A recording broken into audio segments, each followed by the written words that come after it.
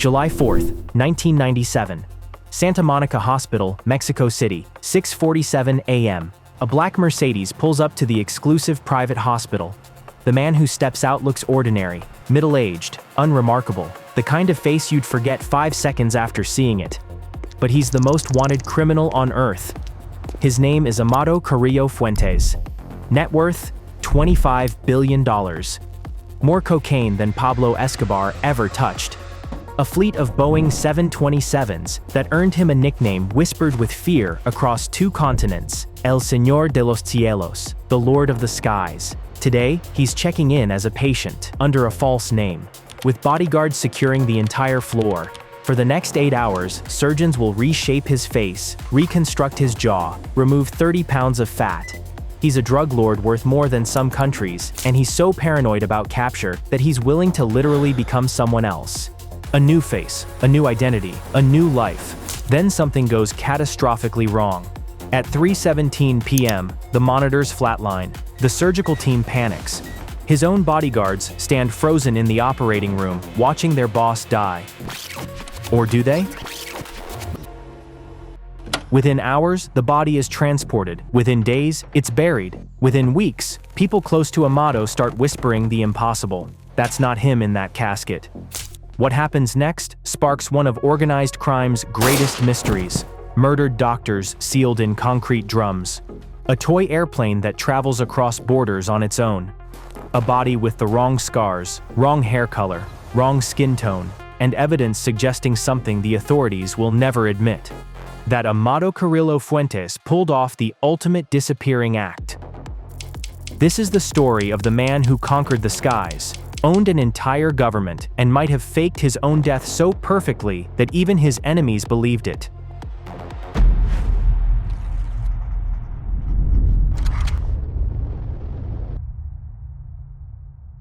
December 17, 1956, Guamuchilito, Sinaloa, Mexico, population barely 3,000.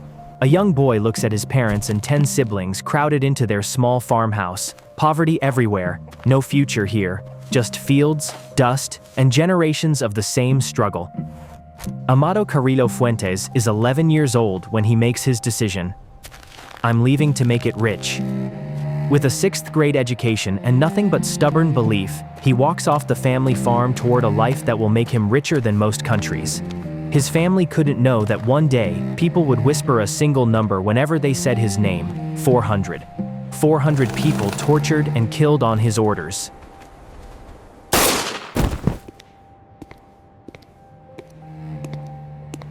His uncle, Ernesto Fonseca Carrillo, runs operations for the Guadalajara cartel. Not exactly a family connection, more like a criminal university, and Amado is the star student. While other young men learn honest trades, Amado learns logistics, diplomacy, violence, and most importantly, how to stay invisible. The Guadalajara cartel teaches him the cocaine business from the bottom up. Routes through Colombia, distribution networks in America, bribery systems that reach from street cops to government ministers. But Amado doesn't just learn the lessons, he improves them. By the late 1980s, most traffickers are moving cocaine by truck and boat. Slow, risky, limited capacity. Amado stares at the sky and sees something no one else does. An answer written in clouds.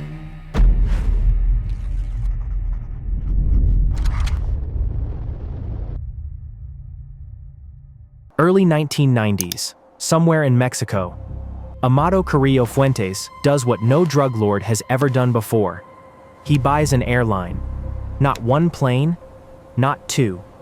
30 Boeing 727s, each one capable of carrying 6 tons of pure cocaine. While Pablo Escobar is moving hundreds of kilos in submarines and trucks, Amado is moving tons, plural, per flight. Do the math. One Boeing 727 carries 6 tons. 6 tons equals approximately 6,000 kilograms. Street value in America? Over $100 million per flight. And Amado isn't flying one plane. He's flying 30. In 48 hours, Amado can move 25 tons of cocaine. That's $500 million in 2 days. More money than most people will see in 1,000 lifetimes. And he's doing it every single week. He doesn't just change the game, he breaks it completely. The planes land on remote airstrips in friendly countries. Pilots rotate constantly. No one person knows the full operation. Flight plans bend around radar coverage. In hangars he controls, loads are repacked with assembly line efficiency. When weather or surveillance pushes back, he flies lower, later, stranger. By 1997, Amado Carrillo Fuentes is worth an estimated $25 billion. $25 billion. That's not drug dealer money. That's nation-state money. That's change-the-world money. But here's the thing about being the richest criminal in history. Everyone wants to find you. And everyone wants you dead.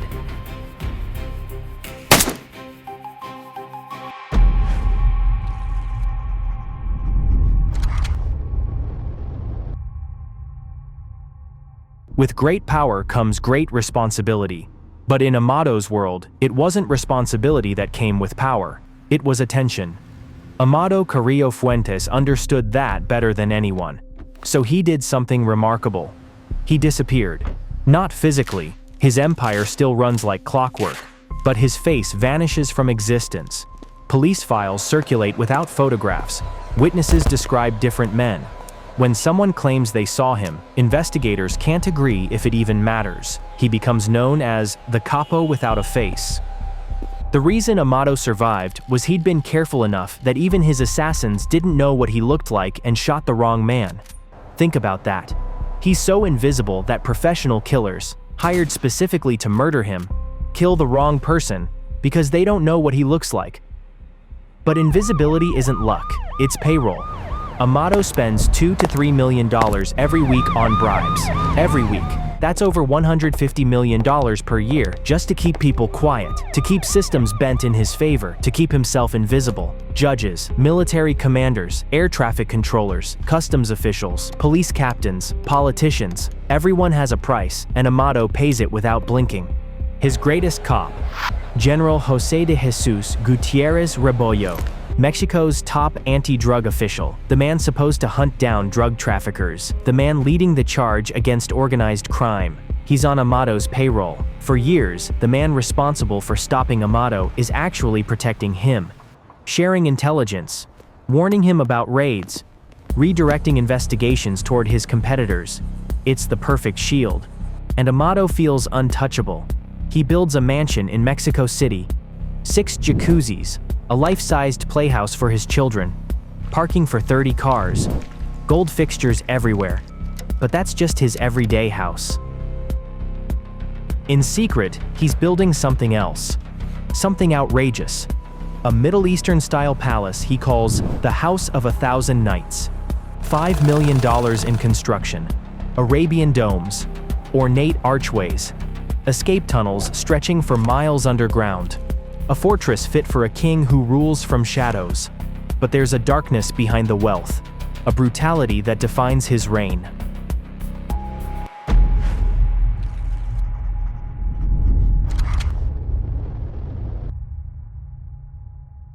Amado Carrillo Fuentes ordered more than 400 murders. Let me say that again. 400. Think back to that farm boy who left Guamuchilito with nothing but a 6th grade education and a dream. Could anyone have predicted that this kid would become capable of such brutality? That the boy who grew up around chickens and cornfields would one day order men to be dissolved in acid barrels? Money doesn't just change people, it transforms them. It rewrites their moral code. It replaces empathy with calculation. That farm boy learned a simple equation early. Violence equals respect, respect equals control, control equals money, and money equals power. Each step made the next one easier. Each murder made the next one less significant. After the first 10, it became numbers on a ledger. After 50, it became routine paperwork. After 100, it became Tuesday. These weren't quick bullets to the head, not clean assassinations. These were torture murders. Hours-long sessions designed to break a person completely before ending their life. Bodies left in public squares, hanging from bridges, dumped on highways. each one a billboard advertising what happens when you cross El Señor de los Cielos. The methods were medieval: acid baths, blowtorches, pliers for extracting teeth and nails one by one. Some victims were dissolved completely in barrels of chemicals. Others were fed to animals. The creativity of cruelty was endless. Why such brutality? Because fear is currency in the drug world. A quick death is forgettable, but a body found in pieces, arranged in a specific pattern with certain parts missing, that story spreads. That story keeps people loyal. That story prevents the next betrayal before it even begins. But here's the twisted part. Amado genuinely believed he was still a good man. He built schools in his hometown, funded churches, gave money to poor families. When the priest confronted him about the violence, Amado's answer was simple: I can't retire. Thousands of families depend on me for their livelihood. In his mind, he was a job creator, a provider, a man feeding communities that the government had abandoned. In reality, he was flooding American streets with cocaine and leaving a trail of blood across 2 continents. His organization ran like a corporation: sales divisions, operations management, HR departments that recruited pilots and ground crews, accounting that tracked billions in cash flow. But unlike legitimate corporations, failure meant death, betrayal meant torture, mistakes meant your family found your body in pieces. By early 1997, he controlled an estimated 60% of all cocaine entering the United States. His weekly revenue exceeded $100 million. He employed thousands of people across multiple countries. His bribes reached the highest levels of Mexican government. He was unstoppable, untouchable, invisible. He had built the perfect shield: billions in bribes, thousands of loyal soldiers, government officials in his pocket. But every shield has one weak point, and Amado's was about to be exposed by the one person he trusted most.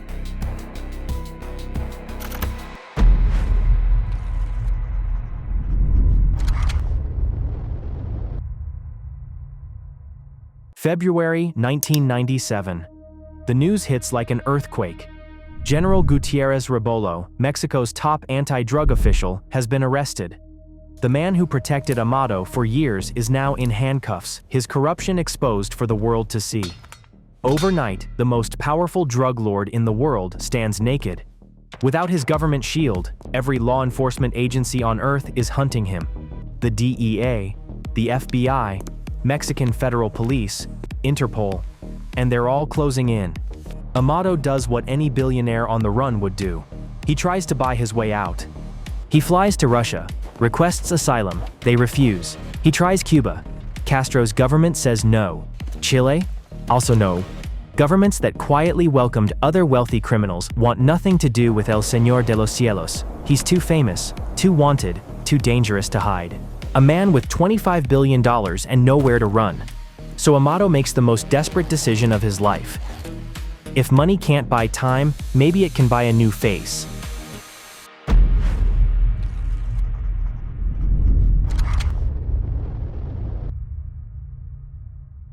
The plan is brutal in its simplicity.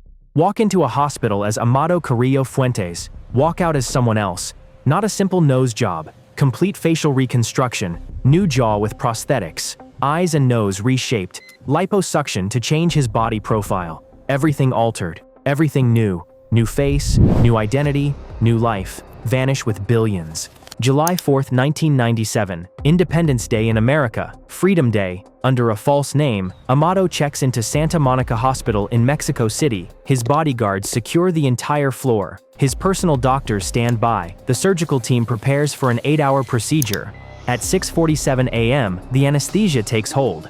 The cutting begins. For 7 hours, everything goes exactly according to plan. Scalpels cut. Prosthetics are installed. Fat is removed. A new face takes shape under the surgical lights. The machines beep steadily. Heart rate normal. Blood pressure stable. Then, at 3:02 p.m., the heart monitor spikes. 3:09 p.m., blood pressure dropping. 3:14 p.m., alarms screaming. From inside the operating room, voices erupt. Charging. Clear. The distinct whine of a defibrillator. Again. Charging. We're losing him. We're losing him. But these doctors aren't just panicking about another patient. They know something the bodyguards outside don't fully understand yet. They know that if Amado Carrillo Fuentes dies on this table, they die next. You don't fail El Señor de los Cielos and walk away. You don't lose the most powerful drug lord in history and get to go home to your family. Come on, come on! A surgeon's voice cracks with genuine terror, not for his patient, for himself. 3:17 p.m. The monitors flatline, silence, then chaos. The bodyguards burst through the doors, weapons drawn. But what can guns do now? Their boss lies on the table, his face destroyed and reconstructed, his body deflated from liposuction, his heart stopped. The doctors are frantically working, chest compressions, more drugs, more shocks, sweat pouring down their faces. Because they know. They all know. Heart failure, they'll say later. Maybe anesthesia overdose, maybe a malfunctioning respirator. The official story will shift depending on who's telling it. But here's what nobody can explain. His own bodyguards were steps away. They saw everything unfold. They heard their boss dying. Why didn't they stop the surgery earlier? Why didn't they intervene when the monitors first spiked? Why didn't they pull their guns and force the doctors to do more? Those questions never get answers. The body is transported to the morgue. Bruised eyelids, snipped nose, dark circles around the eyes, the skin mottled and deflated from liposuction. After 8 hours of surgery, the corpse barely looks human. Identification becomes a problem, and that's when the conspiracy begins.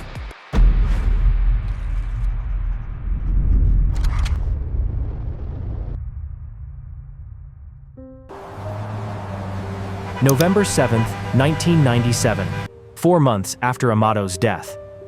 Police are driving on the highway between Mexico City and Acapulco when they spot something strange by the roadside. Several large steel drums, each one 66 gallons, heavy, sealed with concrete. They open the first drum. Inside is Dr. Jaime Godoy Singh, one of the surgeons who operated on Amado Carrillo Fuentes. Tortured, nails ripped out, burns covering his body, strangled with cables, then entombed in concrete. The second drum contains Dr. Ricardo Reyes Rincon, the other surgeon. Same torture, same death, same concrete tomb. A third drum is found nearby, but authorities never confirm what's inside.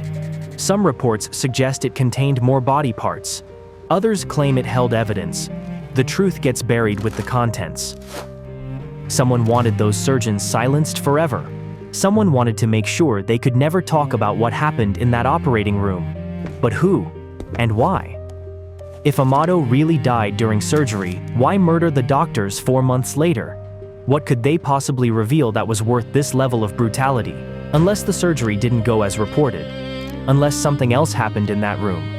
Unless the body in the morgue wasn't actually Amado Carrillo Fuentes.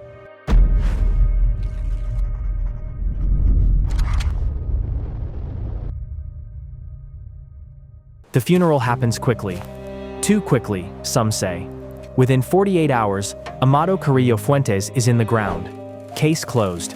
The Lord of the Skies is dead. Move on. But then people who actually knew him start looking at the photos, and the whispers begin. First, it's his associates, the men who worked beside him for years. They look at the morgue photos and something feels wrong. They can't put their finger on it at first. Just wrong. Then someone notices the hair. Amado had a distinctive white streak running through his dark hair. Not dyed, natural. He'd had it since his 20s. Everyone who knew him mentioned it. It was one of his most recognizable features. The corpse in the morgue? Completely dark hair, no white streak anywhere. Then the scars. Amado had specific scars from childhood. A mark on his left shoulder from a farming accident.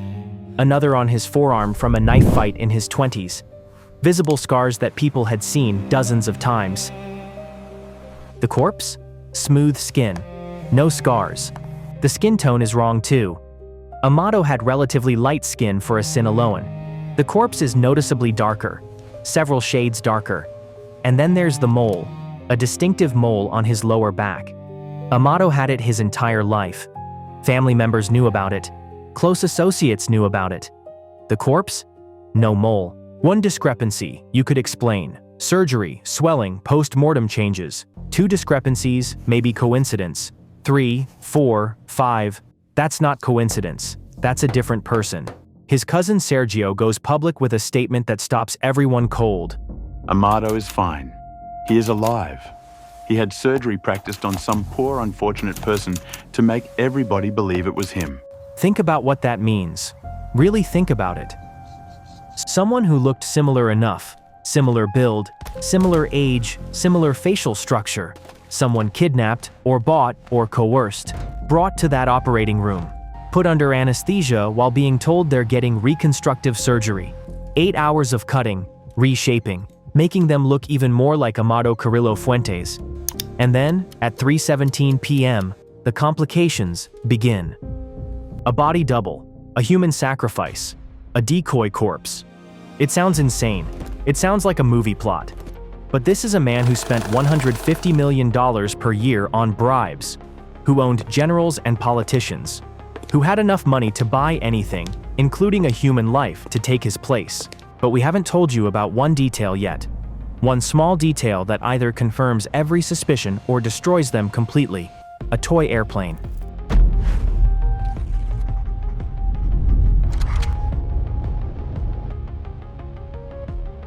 Amado Carrillo Fuentes carried a small toy airplane everywhere. Always. A good luck charm. A reminder of the skies that made him rich. A symbol of the empire he built. Everyone who knew him mentioned the toy plane. It was his trademark. His constant companion. When he died, it should have been among his personal effects. In his pocket. In his hospital room. Somewhere with the body. It wasn't. Weeks after his funeral, the toy airplane appears at his girlfriend's villa in Chile. The same Chile that had refused him asylum weeks before his death. The same Chile that wanted nothing to do with El Señor de los Cielos. How does a dead man's toy plane travel across international borders? The simplest answer, it doesn't. Not on its own. Someone carried it there. Someone who was alive. Someone who knew what that toy meant. Someone who wanted to send a message.